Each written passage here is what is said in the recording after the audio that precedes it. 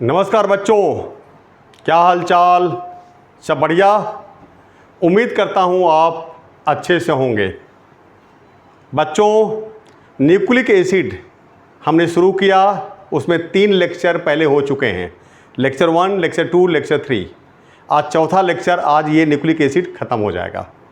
बेटा जी, मेरा जो YouTube channel bio booster doctor Suman Singh sir, इसको आप सब्सक्राइब करिए बेटा जी, और शेयर करिए, ज़्यादा से ज़्यादा लोगों को जोड़िए बेटा जी। इसके पहले हम बात कर रहे थे क्या कि न्यूक्लिक एसिड में हम आरएनए की बात कर रहे थे। तो हम न्यूक्लिक एसिड की बात कर रहे थे, तो न्यूक्लिक एसिड में जो है आरएनए की बात कर रहे थे। हमने कहा था आरएनए 2 प्रकार का होता है, एक जेनेटिक आरएनए, एक नॉन जेनेटिक आरएनए। तो जेनेटिक और नॉन जेनेटिक हमने बता दिया था। नॉन जेनेटिक में 3 प्रकार के आरएनए होते हैं, राइबोसोमल आरएनए, ट्रांसफ़र आरएनए और मैसेंजर आरएनए। हम आज बात करेंगे किसकी? राइबोसोमल आरएनए, ट्रांसफ़र आरएनए और मैसेंजर आरएनए की बात करेंगे बेटा जी। तो चलते हैं राइबोसोमल आरएनए।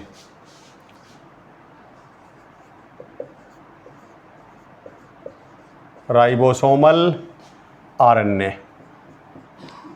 ब्रैकेट में इसको कहते हैं क्या? आरएनए। आरएनए देखिए क्या इसमें बेटा जी, it is found as chemical constituents of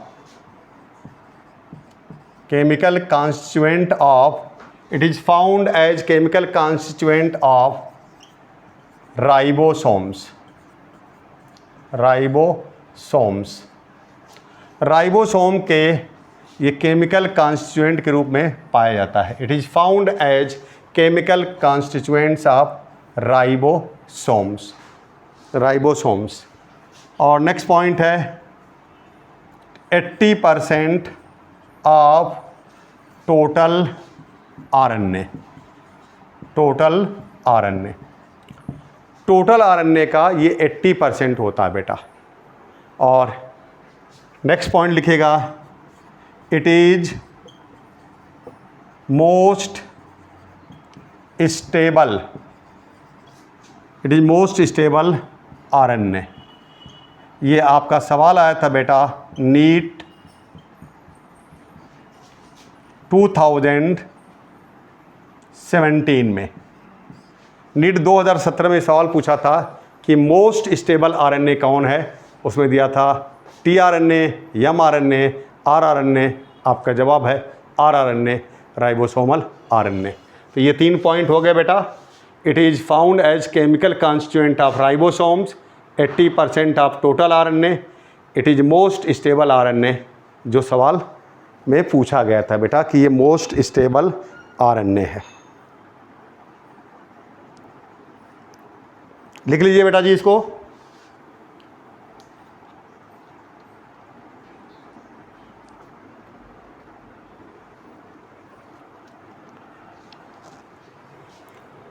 ठीक है, हो गया होगा। आगे बढ़ते हैं बेटा जी।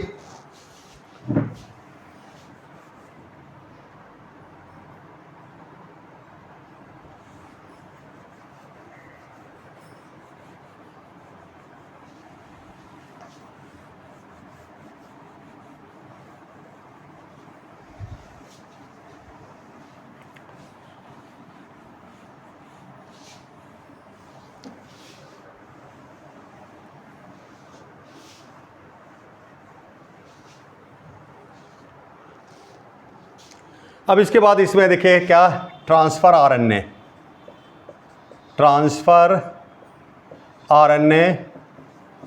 क्या कहते हैं इसे? टीआरएनए कहते हैं। TRNA, transfer RNA. क्या देखिए इसमें found in the cytoplasm in free form, found in the cytoplasm in free form, इस साइटोप्लाज्म में पाया जाता है फ्री फॉर्म में। और नेक्स्ट पॉइंट लिखिए, अबाउट 15% ऑफ,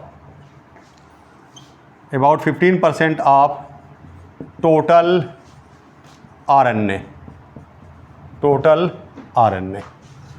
नेक्स्ट पॉइंट है also known as, also known as soluble RNA, इसको सॉल्युबल आरएनए भी कहते हैं, also known as soluble RNA. और एक चीज़ जानते बेटा, अगर आपसे कभी पूछा जाए कुल कितने प्रकार के आरएनए, कुल कितने प्रकार के ट्रांसफ़र आरएनए होते हैं, अगर ऑप्शन में दे दे 3 प्रकार के, 20 प्रकार के, 60 प्रकार के और 100 प्रकार के, मैं दावे के साथ कहता हूं बेटा जी, अगर आपको पहले से पता नहीं है ये, तो आपका सवाल कभी सही नहीं होगा। आप 3 प्रकार लगाएंगे, 90% केसेस में लोग 3 प्रकार लगाएंगे, अगर बहुत हिम्मत दिखाएंगे बेटा तो 20 प्रकार पहुंचेंगे, उससे ज़्यादा आपके पास हिम्मत नहीं आएगी अगर आप पहले से नहीं जानते हैं तो।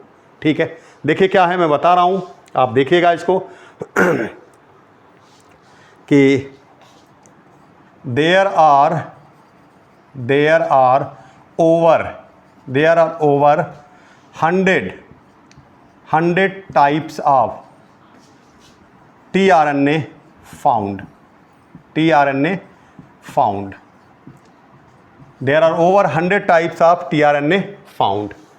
तो ये 4 पॉइंट हो गया बेटा, found in the cytoplasm in free form about 15% of total RNA, also known as soluble RNA, there are over 100 types of tRNA found.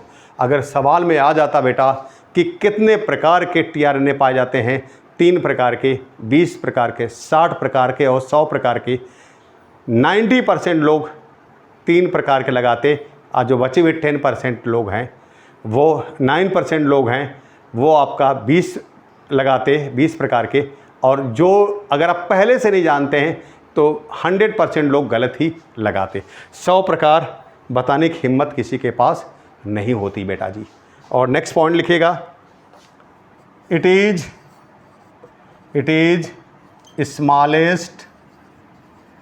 Smallest non genetic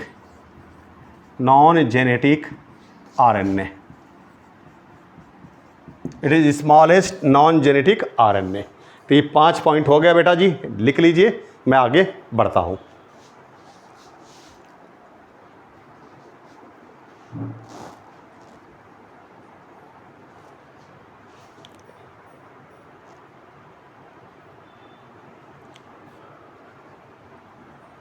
हो गया होगा, चलिए आगे बढ़ते हैं।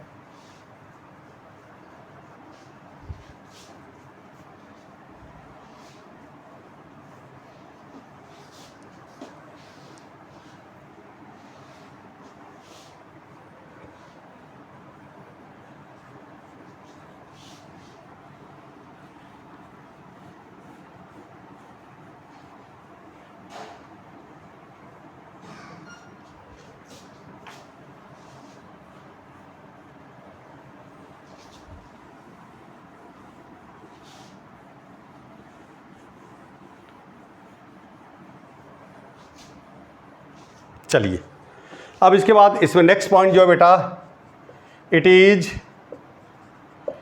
Made up of only 75 to 90 nucleotides.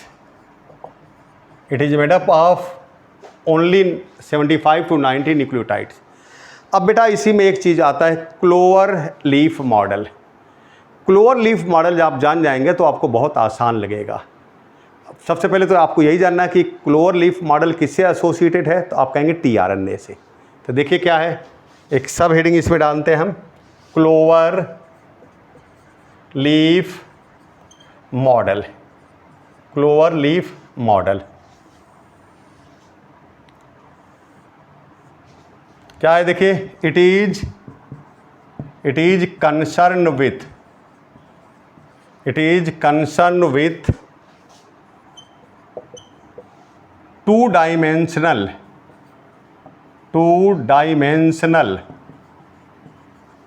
structure of tRNA. It is concerned with two-dimensional structure of tRNA. यही clover leaf model है बेटा. अगर पूछा जाए what is clover leaf model तो क्या होता है बेटा? It is to-dimensional structure of tRNA. अगर आपसे पूछा जाएगा क्या है क्लोवर लीफ मॉडल, आप कहिएगा टू-डायमेंशनल स्ट्रक्चर ऑफ tRNA. ये क्लोवर लीफ मॉडल है. देखिए, it is concern with two dimensional structure of tRNA. आगे देखिए क्या है, गिवन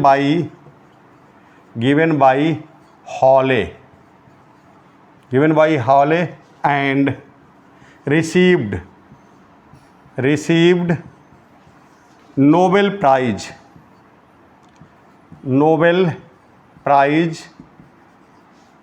इन 1968. इट इज़ क्या हो गया बेटा जी? तो clover leaf model, it is concern with two dimensional structure of tRNA given by Holley and received Nobel prize in 1968. ये आपका क्लोवर लीफ मॉडल किसने दिया था? हॉले ने दिया था, जिसके लिए 1968 में 1968 में इनको नोबेल प्राइज दिया गया था. ठीक है. अब एक डायग्राम भी बेटा इसको बना लीजिए, तो मैं एक डायग्राम बना दूं.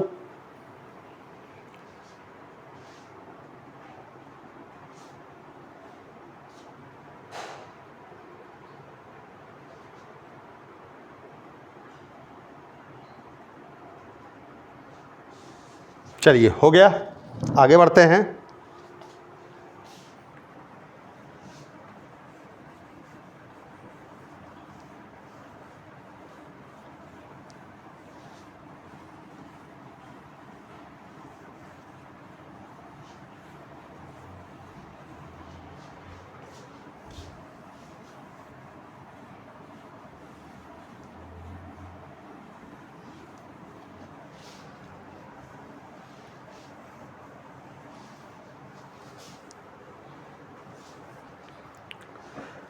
डायग्राम देख लीजिए बेटा जी.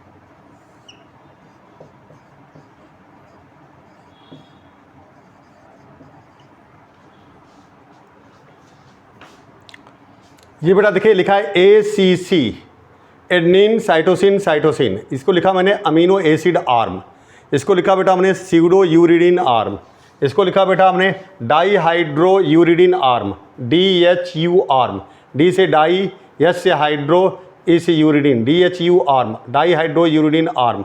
ये क्या है? ACG, एंटीकोडान है ये, इसको कहेंगे हम एंटीकोडान आर्म, एंटीकोडान आर्म।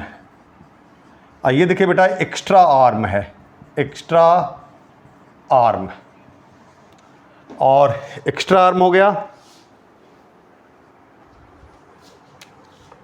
इसको देखिए बेटा, इस कहते हैं 5 प्राइम, इसको कहते हैं 3 प्राइम।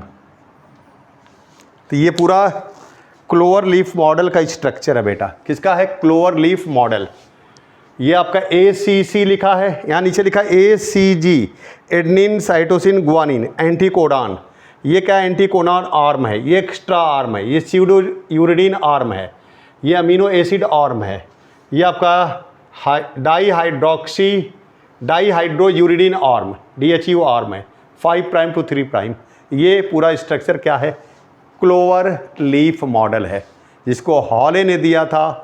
ये 2 डायमेंशनल स्ट्रक्चर ऑफ tRNA है। बना लीजिए।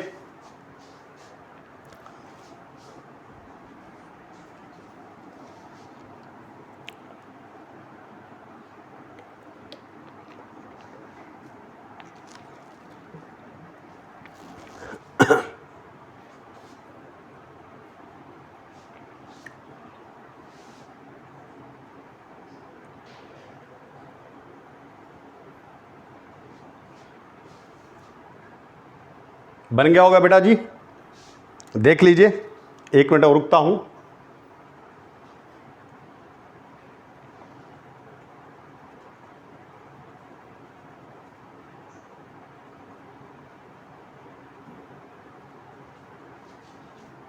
चलिए,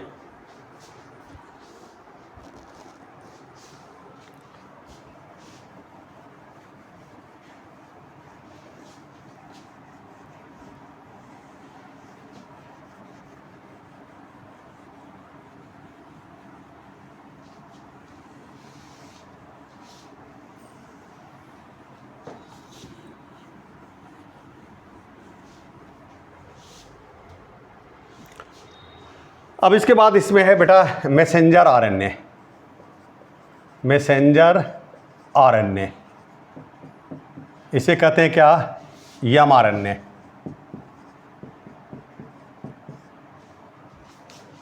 क्या हो जाएगा इसमें? देखिए about 15%, about 5% of total RNA। आपने देखा बेटा 80% राइबोसोमल RNA था, 15% ट्रांसफर RNA था, 5% ये है, 100% हो गया। जेनेटिक RNA का कोई मतलब ही नहीं होता, बिल्कुल नेग्लिजिबल है वो। तो about 5% of total RNA। Next है also known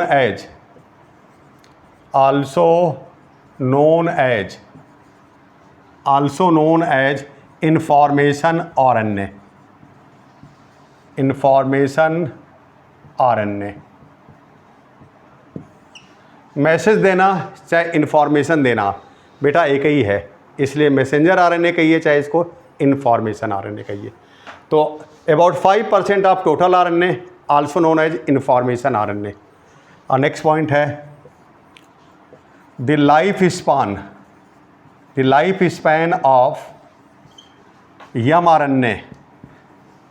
mRNA is roughly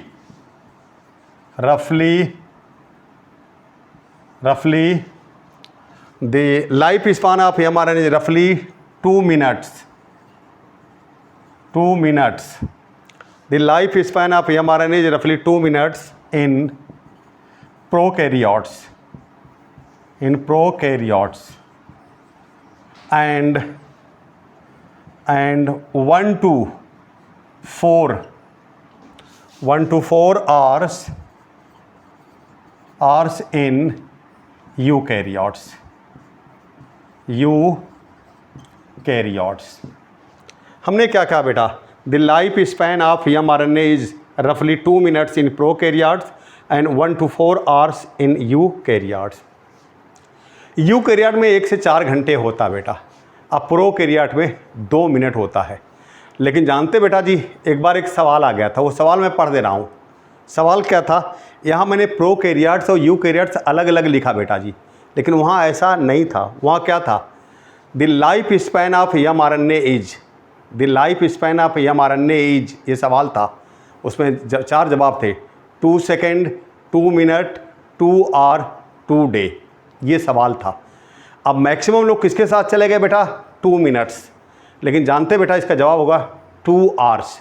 क्यों, क्योंकि यूकैरियोट्स में 1 से 4 घंटे होता है, तो 2 घंटे उसके अंतर्गत आ जाएगा बेटा। और यूकैरियोट्स मोस्ट कॉमन है।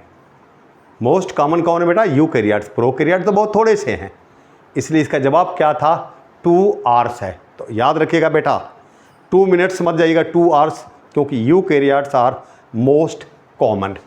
तो ये सवाल देख लीजिए, फिर से एक बार मैं पढ़ रहा हूँ। The life span of mRNA is रफली 2 minutes in prokaryotes and 1 to 4 hours in eukaryotes. और नेक्स्ट पॉइंट लिखेगा इसमें, it is longest of all RNA। सभी RNA में सबसे बड़ा है, और सबसे छोटा कौन था, tRNA, transfer RNA। In between कौन हो जाएगा, आपका rRNA। ठीक है, तो अगर हम सबसे छोटा से सबसे बड़े की तरफ चलें, मतलब हम चलें किधर, इंक्रीजिंग ऑर्डर में, है ना, इंक्रीजिंग ऑर्डर में चलें हम, तो क्या कहेंगे बेटा, उसको सबसे छोटा tRNA, उसके बाद आता है rRNA, और सबसे बड़ा कौन है, mRNA। तो ये आपके देखिए 4 पॉइंट हो गया बेटा। About 5% of total RNA, also known as information RNA. The life span of mRNA is roughly 2 minutes in prokaryotes and 1 to 4 hours in eukaryotes. It is longest of all RNA. Note कर लीजिए, ये note हो गया होगा बेटा जी आपका। चलिए आगे बढ़ते हैं।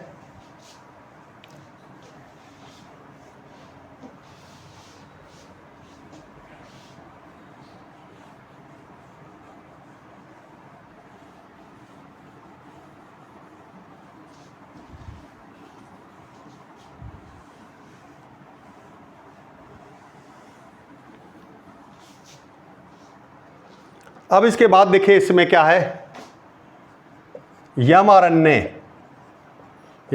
Is following 2 types. Following 2 types क्या होता है बेटा इसमें, पहला होता है मोनोसिस्ट्रोनिक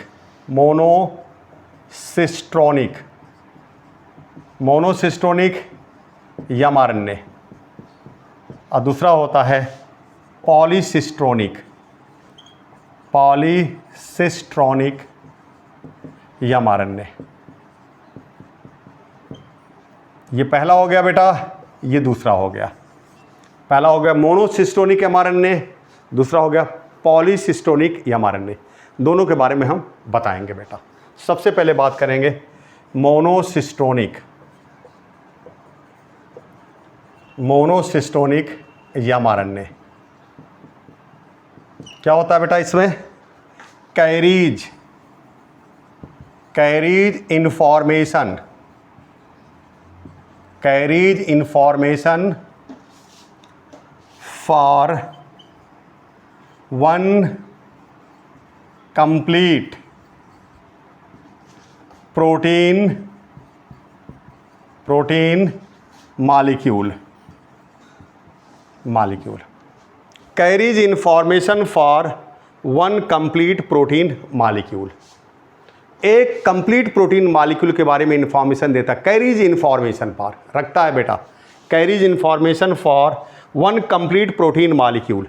ये पाया जाता है कहाँ, ये पाया जाता है यूकैरियोट्स में पाया जाता है ये monocistronic mRNA, monocistronic mRNA। Note कर लिए बेटा जी, carries information for one complete protein molecule, ये पाया जाता है यूकैरियोट्स में।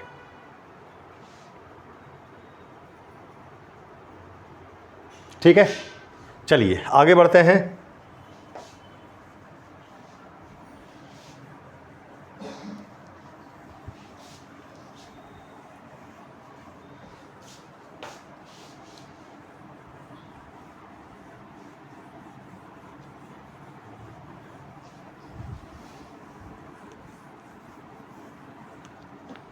अब इसके बाद इसमें जो दूसरा है बेटा, नेक्स्ट है पॉलीसिस्टोनिक, पॉलीसिस्टोनिक, पॉलीसिस्टोनिक mRNA,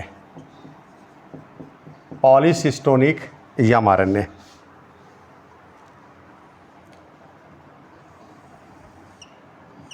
पॉलीसिस्टोनिक mRNA क्या होता है इसमें देखिए, carries information, carries information for more than one polypeptide, more than one polypeptide, bracket में equal to protein molecule, polypeptide. Polycistronic mRNA बेटा क्या है, carries information for more than one polypeptide molecule, polypeptide को प्रोटीन भी कहा जाता है बेटा जी। क्या हो जाएगा एग्जाम्पल इसका, प्रोकैरियोट्स, ये प्रोकैरियोट्स में पाया जाता है पॉलीसिस्टोनिक mRNA। तो ये तो बेटा जी आपका क्या हो गया, राइबोसोमल RNA, ट्रांसफ़र RNA और मैसेंजर RNA हो गया। आगे हम बात करेंगे केमिकल कंपोजिशन ऑफ RNA की, और इसके बाद है स्ट्रक्चर ऑफ RNA। तो ये नोट कर लीजिए, हो गया होगा आपका। तो चलते हैं केमिकल कंपोजिशन ऑफ RNA की तरफ।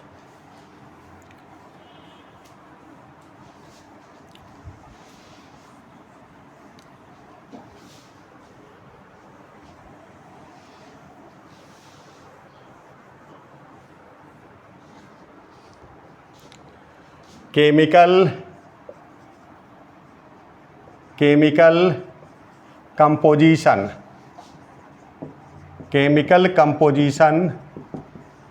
Of RNA, chemical composition of RNA। क्या क्या चीज़ें बेटा देखिए इसमें, सबसे पहले इसमें शुगर है, शुगर, इसका नाम है राइबोज शुगर। शुगर क्या है, राइबोज शुगर, और इसका इंपीरिकल फार्मूला जो होता है C5H10O5, और इसका जो स्ट्रक्चरल फार्मूला है देखिए, at carbon number 2 oxygen present होगा। ये देखिए OH, H है बेटा, यहाँ H और OH है, यहाँ भी देखिए H और OH है, यहाँ देखिए H है, यहाँ देखिए CH2 है, यहाँ देखिए OH है। ये स्ट्रक्चरल फार्मूला हो गया राइबोज शुगर का। नंबरिंग इधर से कर दें, कार्बन 1 2 3 4 और CH2 वाला कार्बन 5 है, तो 5वें नंबर पर। तो एट कार्बन नंबर 2 अगर ऑक्सीजन है बेटा तो राइबोज शुगर है, और अगर नहीं है तो डीऑक्सी राइबोज शुगर है। ठीक है, तो शुगर में राइबोज शुगर C5H10O5 और स्ट्रक्चरल फार्मूला ये है। दूसरी चीज़ जो इसमें पाई जाती है वो है आपका फास्फोरिक एसिड, फास्फोरिक एसिड, या इसे कहते हैं फॉस्फेट। क्या कहते हैं, फॉस्फेट कहते हैं, फास्फोरिक एसिड या फॉस्फेट। इसका जो एम्पिरिकल फार्मूला होता है वो होता है H3PO4। अब इसके बाद इसमें क्या होते हैं बेटा, आपको पता है नाइट्रोजिनस बेसेस होते हैं। नाइट्रोजिनस बेसेस में दो प्रकार के नाइट्रो बेस होते हैं। यहाँ आपका प्यूरिन्स होता है और पिरिमिडीन्स होता है।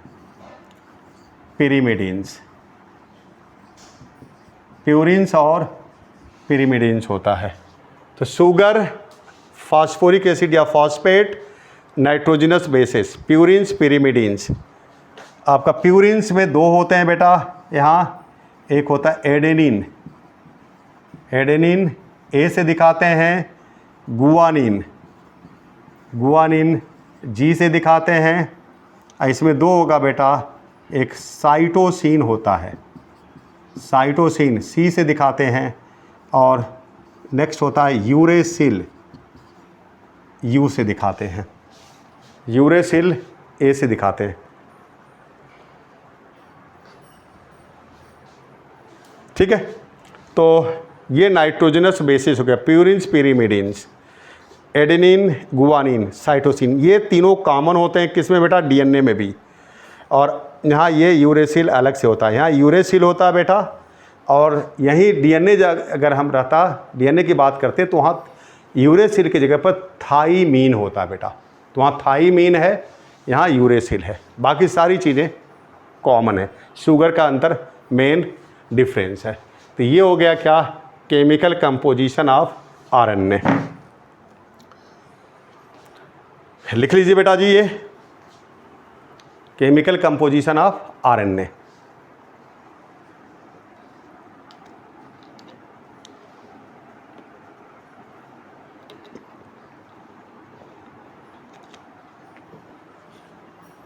हो गया होगा, चलिए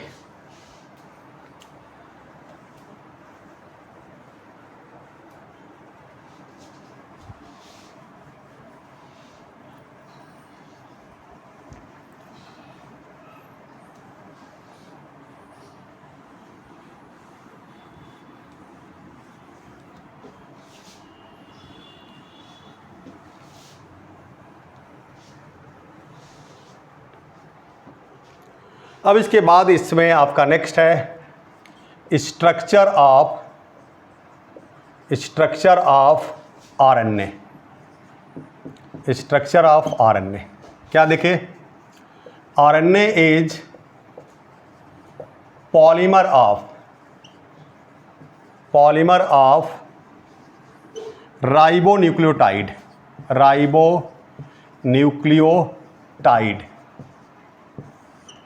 RNA is polymer of ribonucleotide jointed by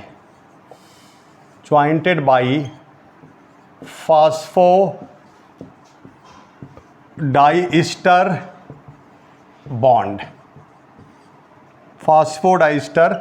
bond. RNA is polymer of ribonucleotide jointed by phosphodiester bond. अब बेटा डीएनए में हम बताए थे कैसे बनता है, जब शुगर प्लस नाइट्रोजनस बेस ये न्यूक्लियोसाइड होता है, और उसमें अगर न्यूक्लियोसाइड में हम फॉस्फेट जोड़ देंगे तो न्यूक्लियोटाइड होगा। जिसके पास जितने नाइट्रोजनस बेस होते हैं उतने न्यूक्लियोसाइड होते हैं, उतने न्यूक्लियोटाइड होते हैं। डीएनए के पास 4 न्यूक्लियोटाइड, क्योंकि वहाँ 4 नाइट्रोजनस बेस थे। आरएनए के पास भी 4 नाइट्रोजनस बेस हैं, तो पक्का है बेटा जी क्या, 4 न्यूक्लियोसाइड होगा, 4 न्यूक्लियोटाइड होगा। तो चलते हैं, देखिए क्या है यहाँ, ये लिख लीजिए आप।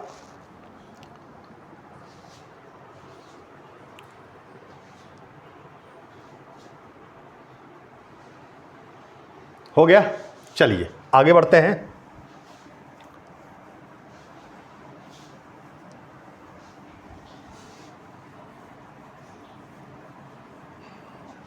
अब देखिए क्या इसमें है, 4 न्यूक्लियोसाइड्स ऑफ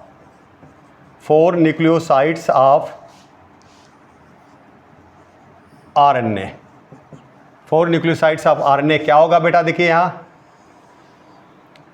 ये पहला हो गया शुगर, ए से जोड़ा न्यूक्लियोसाइड, शुगर, जी से जोड़ा न्यूक्लियोसाइड, शुगर, सी से जोड़ा न्यूक्लियोसाइड, और शुगर, यू से जोड़ा न्यूक्लियोसाइड। तो ये क्या हो गया बेटा जी? एडिनोसिन। एडिनोसिन। ये क्या हो गया? ग्वानोसिन। ये क्या हो गया? साइटिडीन। ये क्या हो गया? यूरिडीन। यूरिडीन। मैंने कहा था जहाँ प्यूरिन होता बेटा वहाँ लास्ट में सीन आता है, और जहाँ पिरिमिडिन होता है वहाँ लास्ट में डीन आता है। एडनोसिन, ग्वानोसिन, या देखिए एडनिन, गुआनिन, ये प्यूरिन है तो सीन आया, ये साइटोसिन और ये यूरेसिल, ये पिरिमिडिन है तो डीन आया, साइटिडीन, यूरिडीन। ये 4 न्यूक्लियोसाइड हो गए किसके बेटा? आरएनए के। 4 न्यूक्लियोसाइड्स ऑफ आरएनए।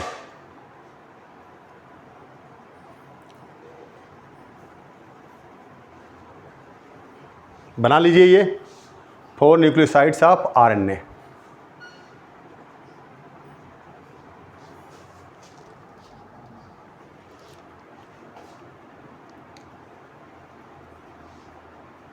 बन गया होगा। चलिए आगे बढ़ते हैं।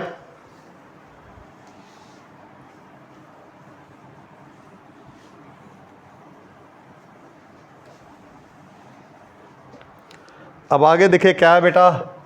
4 nucleotide, 4 nucleotide of RNA. 4 nucleotide of RNA. क्या क्या देखिए बेटा इसमें? पहला देखिए, ये शुगर है, इसमें हम जोड़ देंगे क्या? ए, तो न्यूक्लियोसाइड हो जाएगा। इसमें ये देखिए फॉस्फेट जोड़ देंगे, ये न्यूक्लियोटाइड हो जाएगा। इसका नाम क्या हो जाएगा आपका? Adenosine. Adenosine monophosphate. Monophosphate. Monophosphate, या इसे कहेंगे क्या? एडेनिलिक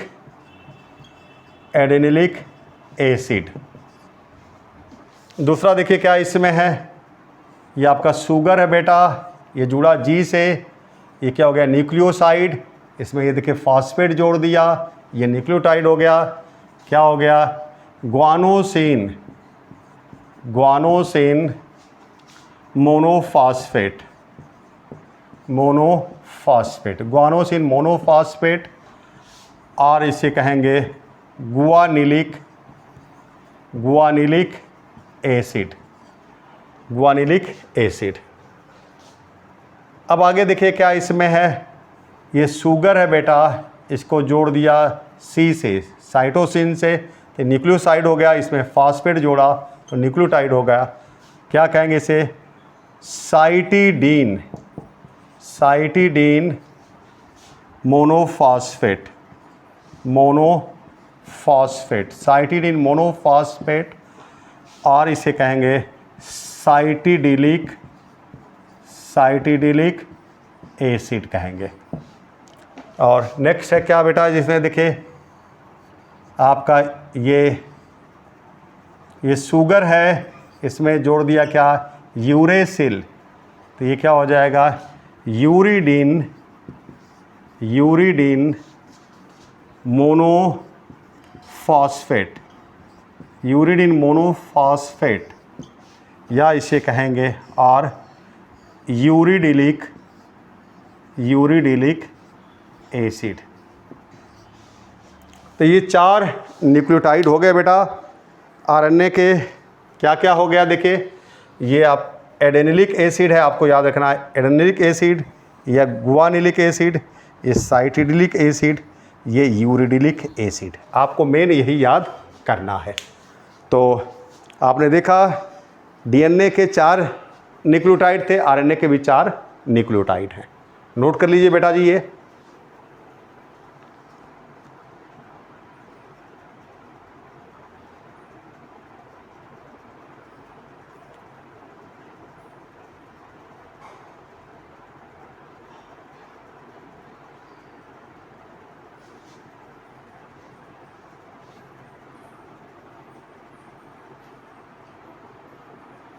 तो ये बेटा जी आपका न्यूक्लिक एसिड कंप्लीट हो गया।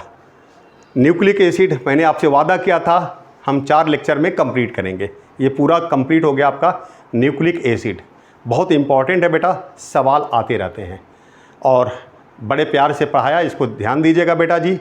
वीडियो मेरे अच्छे लग रहे हैं, लग ही रहे होंगे, तो उसको लाइक करिए और शेयर करिए बेटा। अब मेरे चैनल को bio booster doctor Suman Singh ज़रूर सब्सक्राइब करें बेटा, ज़रूर सब्सक्राइब करें और अपने दोस्तों से मित्रों से भी सब्सक्राइब कराएं।